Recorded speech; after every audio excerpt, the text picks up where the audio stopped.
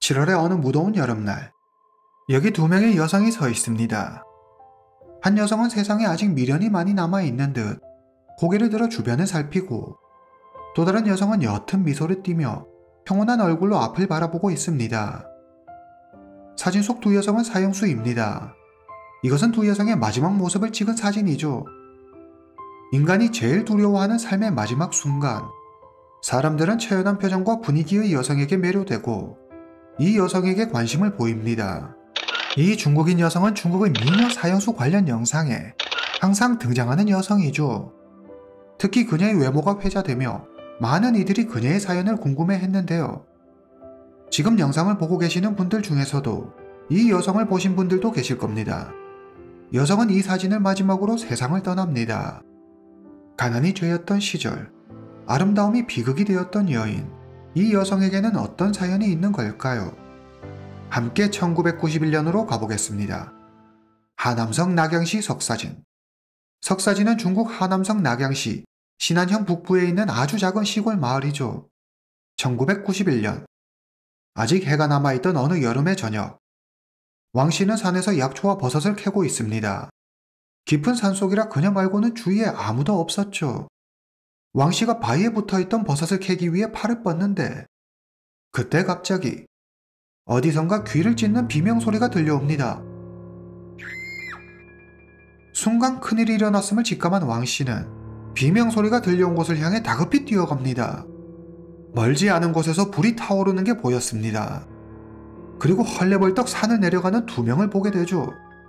한 명의 손에 뭔가 휘발유 통같이 생긴 게 들려 있었습니다. 왕씨는 불을 먼저 꺼야 하나, 경찰에 신고를 먼저 해야 하나, 허둥지둥 어찌할 바를 몰랐습니다. 이때 마을에 사는 류노인이 불길을 보고 달려옵니다. 두 사람은 먼저 불이 난 곳을 확인해 보기로 하는데 뭔가 불에 타고 있었습니다. 마치 사람 같았죠. 너무 놀란 두 사람은 바로 경찰에 신고합니다. 잠시 후 현장에 도착한 경찰과 소방대원들은 사람이 불에 타고 있는 것을 발견합니다. 그들은 너무 놀라 황급히 불을 껐습니다. 몇 분 후 지원병력이 도착하고 피해자는 20대 여성으로 추정되며 옷을 입지 않고 있었습니다. 하지만 안타깝게도 상반신이 불에 타 신원 확인이 어려웠죠. 살결이 하얗고 발에 매니큐어가 칠해진 것으로 보아 여기 사람이 아닌 도시 사람으로 보였습니다. 경찰은 피해 여성의 옷이 모두 벗겨져 있었던 것으로 보아 몹쓸 짓을 당한 뒤 살해되었을 것으로 판단했습니다. 경찰은 사건 현장과 그 주변을 수색하고 여성이 발견된 곳 주변으로 녹색 페인트가 떨어져 있는 것을 발견하죠. 해당 사건은 빠르게 퍼지며 한적했던 산골 마을을 공포로 몰아넣습니다. 사건 해결을 위해 낙양시 공안국이 움직입니다. 사건 발생 다음 날, 멀끔한 차림의 중년 남성이 가쁜 숨을 내쉬며 경찰서에 들어섭니다. 대덕창. 그는 알루미늄 광산회사 사장입니다. 석사진은 천연자원이 풍부하게 매장되어 있는 곳으로 유명하죠. 특히 알루미늄의 주요 공급원인 보크사이트의 매장량이 엄청나 중국에서 손꼽히는 규모의 알루미늄 광산이 다 여기 석사진에 있습니다. 상황이 이렇다 보니 마을 주민 대다수가 광산에서 일하죠. 이곳에서 알루미늄 광산회사 사장이라니 왕이나 다름없었습니다. 천하를 호령하는 그가 다급히 경찰서를 찾아오다니 뭔가 심상치 않은 일이 벌어진 게 분명했습니다. 저기, 어제 저녁부터 내 딸이 보이지 않는데 갈 만한 곳을 다 연락해봤지만 아무 데도 없어. 좀 찾아봐. 순간 대덕창의 말을 가만히 듣고 있던 경찰의 뇌리에 어제 산에서 본 불에 탄 시신이 스쳐 지나갑니다. 설마... 경찰은 대덕창에게 피해 여성을 보여줍니다. 상반신이 많이 훼손되었지만 대덕창은 보자마자 그녀가 누구인지 한눈에 알아봤습니다. 바로 그의 딸이었습니다. 이름 대정. 당시 나이 19세. 대정은 부유한 가정에서 태어나 어려서부터 부모님의 사랑을 듬뿍 받으며 부족함 없이 자랐습니다. 긍정적이고 활발한 성격을 지닌 덕분에 주위에 친구도 많았죠. 그런 그녀에게 딱히 원한을 가질 만한 이는 없어 보였습니다. 그녀는 낙양에서 대학을 다니고 있었는데 지금은 아버지 대덕창의 광산 회사에서 일을 하고 있습니다. 대덕창은 딸의 손목시계와 액세서리가 없어졌다고 했습니다. 그리고 딸에 관한 여러 정보를 제공하지만 안타깝게도 수사에 도움이 될 만한 결정적인 단서는 없었습니다. 최초 신고자이자 목격자인 왕 씨가 용의자로 추정되는 2명을 보기는 했지만 거리가 있었던 데다 워낙 순식간에 일어난 일이라 그들의 얼굴을 자세히 보지 못했습니다. 남성인지 여성인지도 모르겠다고 했죠. 사건이 일어난 1990년대 초반은 DNA 수사를 본격적으로 사용하기 전이라 사건의 실마리를 찾기가 더 힘들었습니다. 수사는 진전 없이 안타까운 시간만 흘러갔습니다.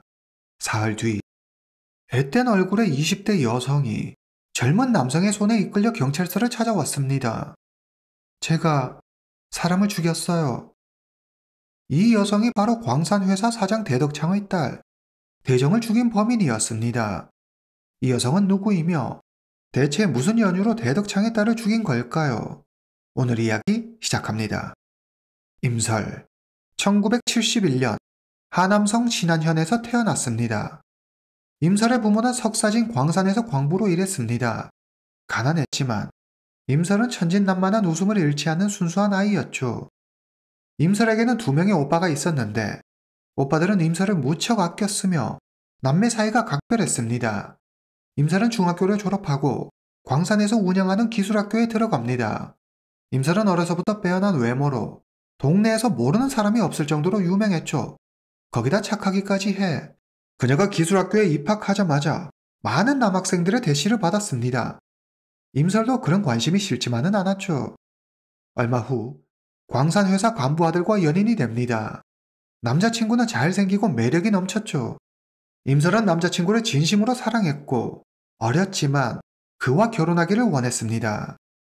어린 연인은 뜨거운 사랑을 나누고 몇 달 후 임설이 남자친구의 아이를 갖게 됩니다.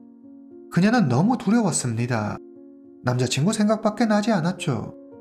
그녀는 곧장 남자친구에게 가 자신의 임신 사실을 알립니다. 그런데 남자친구가 갑자기 돌변하더니 막 화를 내기 시작하죠. 뭐라고? 임신? 걔가 내라는 보장 있어? 앞으로 내 눈에 띄지 마라. 갑작스러운 남자친구의 이별 통보에 임설은 눈물을 흘리며 남자친구를 붙잡습니다.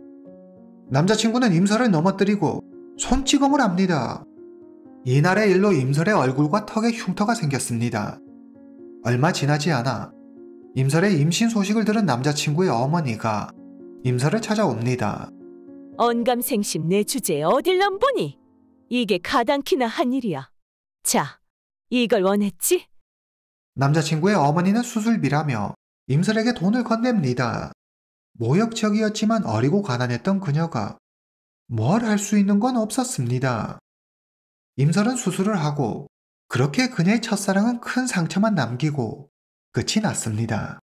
워낙 작은 동네다 보니 소문이 금방 퍼졌습니다. 어린 나이에 임신을 하고 몸을 더럽혔다는 이유로 사람들은 임설에게 손가락질했고 동네 남자들은 그녀를 쉽게 보고 찝쩍거렸죠. 그녀의 부모조차 그녀를 부끄러워했습니다. 부모까지 등을 돌리고 철저히 혼자가 되자 밝고 맑았던 임설은 어둡고 부정적으로 바뀌게 됩니다. 기술학교를 졸업한 임설은 어려운 가정 형편 때문에 대학 진학을 포기하죠. 임설이 학교에서 친하게 지낸 친구가 한 명 있었는데 바로 광산회사 사장 대덕창의 딸 대정이었습니다. 네, 그렇습니다. 산속에서 발견된 피해자죠. 학창시절부터 대정은 늘 비싼 옷을 입었고 명품 가방을 들고 다녀 모두의 부러움을 샀습니다. 임설은 부잣집 딸 대정과 친하게 지내면서도 동시에 부러워하고 질투하는 복잡 미묘한 감정을 갖고 있었습니다. 대정은 공부를 못했는데 아빠가 광산회사 사장이란 이유로 전문대학에 들어갈 수 있었죠. 말 그대로 돈의 힘이었습니다. 졸업 후 마땅한 일자리를 찾지 못하고 있던 임설은 대정에게 일자리 좀 구해달라고 부탁합니다. 한마디로 아버지 회사에 좀 꽂아줄 수 있냐는 거죠. 저기 이런 얘기하기에 좀 뭐하지만 일을 못 구해서 그러는데 너희 아버지 회사에 내가 일할 자리 좀 없을까? 며칠 후 임설은 대정 아버지 대덕창의 회사 내 간부 식당으로 출근하라는 전화를 받습니다. 간부들의 식사를 준비하고 치우는 비교적 간단하고 쉬운 일이었죠. 임시직이었지만 일하는 시간에 비해 월급도 꽤 괜찮은 편이라 임설은 친구 대정이 마련해준 일자리가 무척 마음에 들었습니다. 그녀는 열심히 하면 언젠가 정규직이 될 수 있을 거라는 희망을 안고 열심히 일했습니다. 출근하고 약 일주일이 지났을 무렵, 임설, 사장님이 부르셔. 사장님 방으로 가봐. 갑작스러운 사장님 호출에 임설은 긴장하며 사장실로 들어갑니다. 저 부르셨어요?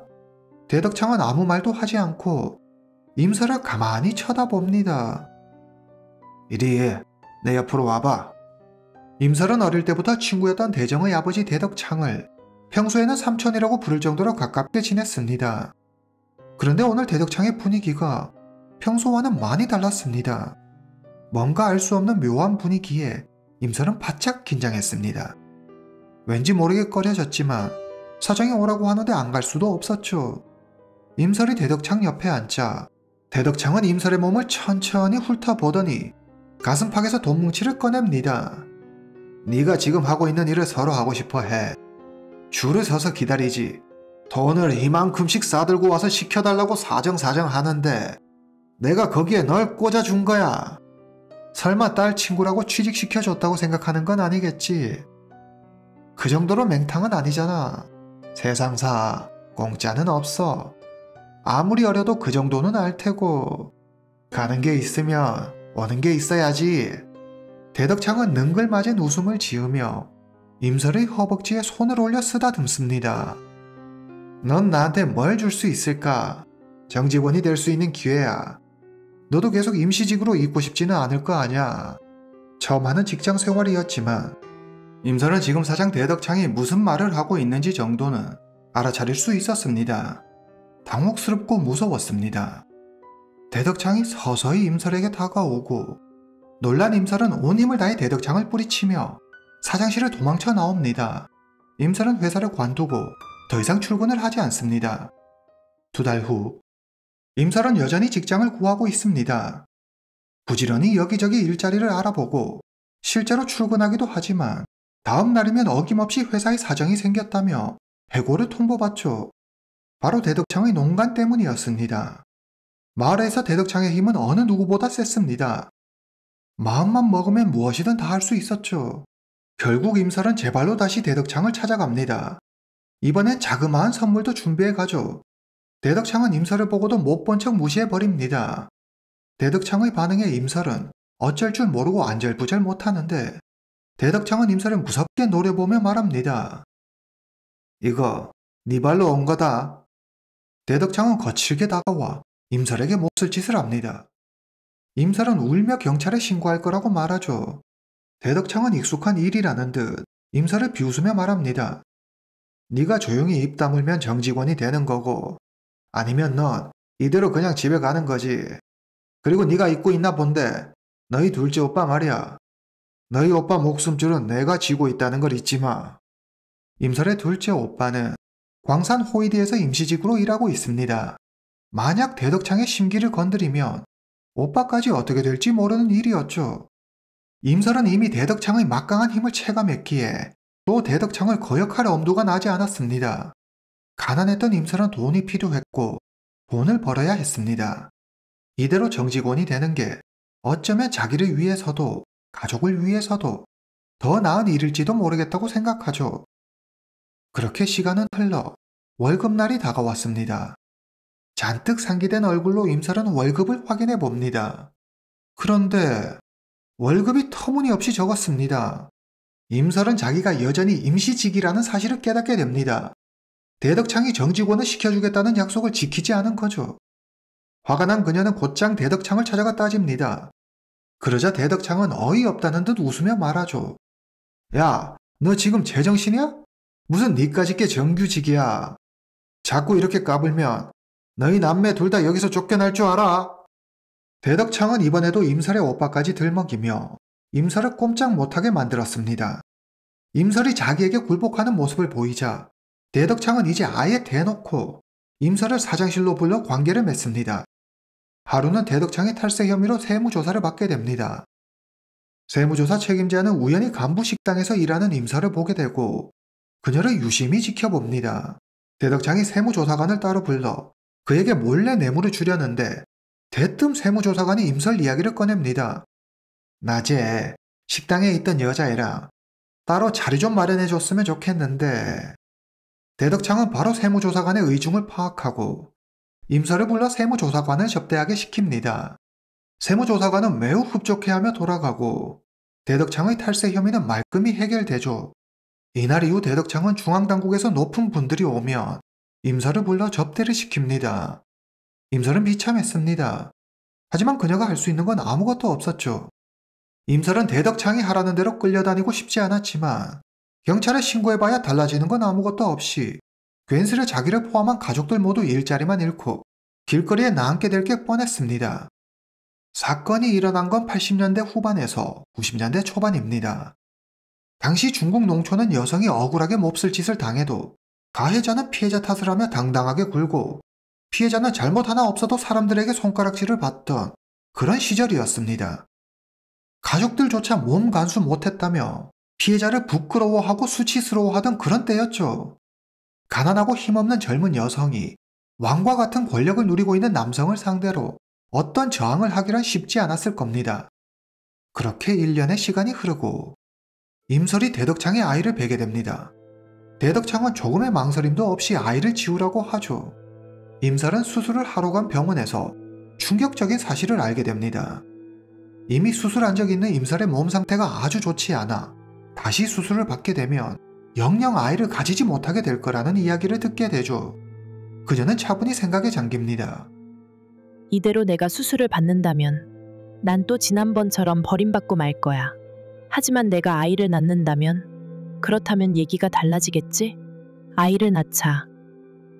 임설은 전 남자친구에게 버림받았던 기억을 떠올리며 이번에는 순순히 대덕창의 요구를 따르지 않겠노라 다짐합니다. 그리고 그에게 경제적인 지원을 요구하죠. 아이 낳을 거예요.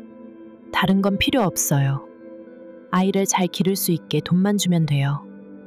그러나 순순히 임설의 요구를 들어줄 대덕창이 아니었죠.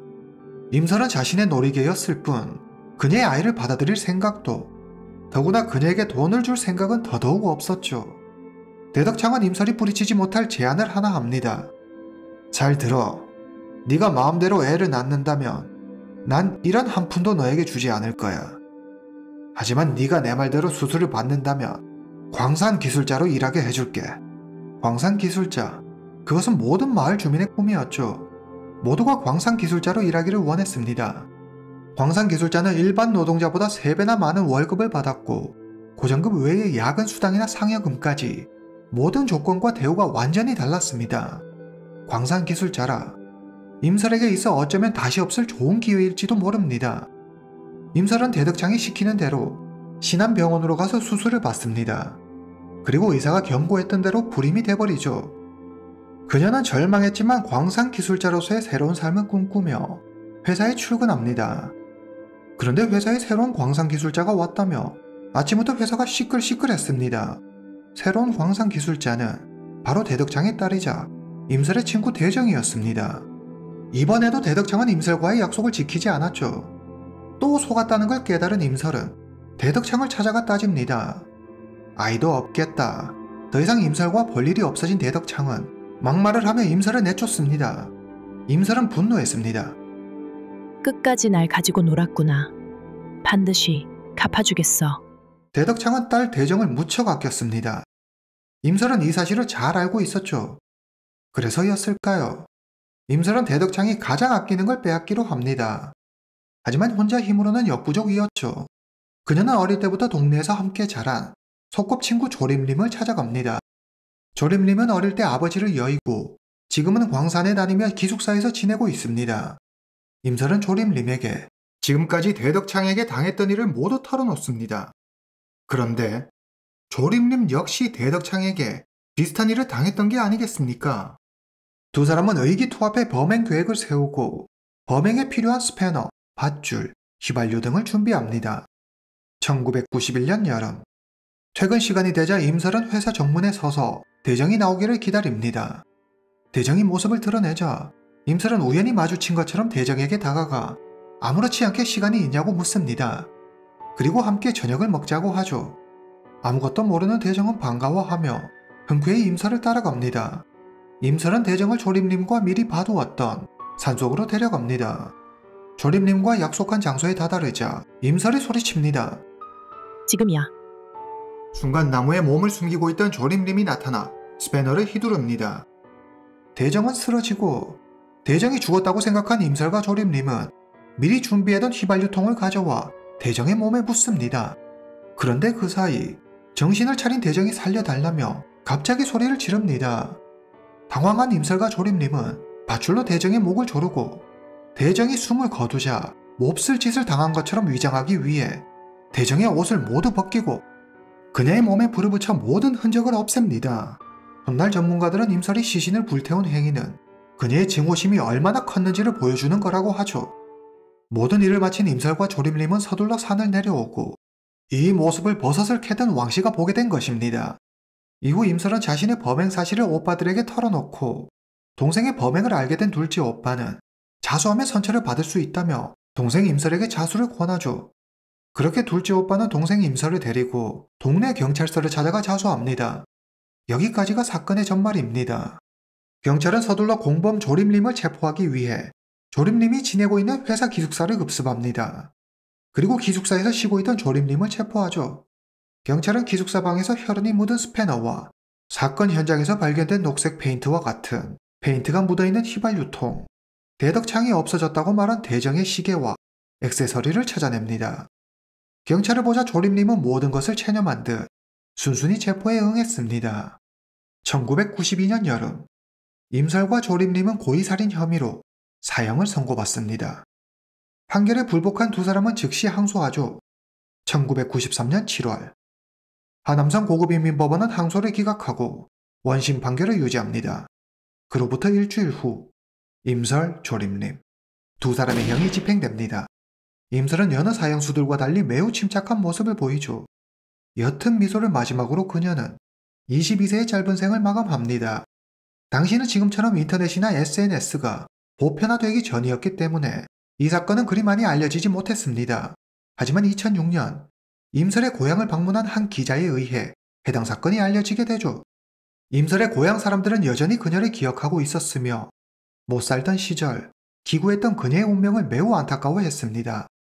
사형 많은 피하자는 마음으로 임설을 데리고 경찰서로 가 자수를 시켰던 임설의 둘째 오빠는 사형이 선고된 후 항소를 위해 노력했지만 결국 동생의 형이 확정되자 고향을 떠났다고 합니다. 임설의 큰오빠는 임설의 범행 사실을 알고 임설이 남쪽 지방으로 도망갈 수 있게 도와주려고 했으나 뜻대로 되지 않고 동생의 형이 집행되자 한 달 뒤 고향을 떠납니다. 이렇게 임설의 가족은 불풀이 흩어집니다. 해당 사건이 일어난 지 32년이 지났지만 여전히 이 사건은 회자되고 있습니다. 임설의 마지막 모습이 공개되며 중국인들은 그녀를 중국의 아름다운 사형수 중 한 명으로 부르죠. 사건이 일어난 지 이미 많은 시간이 흘렀지만 임설을 두고 중국인들의 의견은 분분합니다. 그녀가 억울한 일을 당한 피해자였고 자수까지 했는데 사형이라는 형벌은 너무 가혹한 게 아니냐며 그녀를 두둔하는 이들과 복수의 대상이 틀렸다며 아무 죄 없는 딸을 죽인 건 어떤 이유로도 납득이 되지 않는다며 임설을 질타하는 이들로 나뉘죠. 여러분들의 생각은 어떠십니까? 오늘 이야기는 여기까지입니다. 다음 시간에 뵙겠습니다.